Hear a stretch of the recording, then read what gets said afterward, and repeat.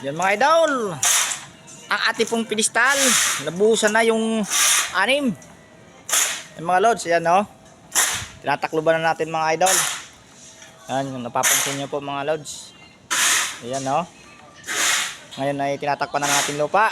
Meron po pong natitirang 3. 3 pedestal na hindi pa nabubuhusan. At isa pang pedestal na pupurmahan. Yan. Yan yung tabihan. So may buhos na. Yun, meron pa rin. Ayan, shout out po pala sa mga galing nating karpintero. Ayan, ating Kuya Rod at ating Kuya Ago.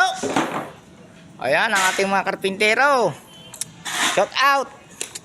Ayan o, ang kikinis ng forma. Kikinis mga idol.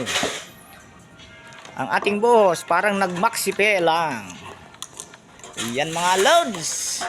Ang ating mga tropa nandun kabila. Nandun o. Nandun ang ating Kuya Bunny. Sa kabila na yun. Hindi makita ang ulo kasi nasa ilalim sila. Doon mga loads. Oh, thank you.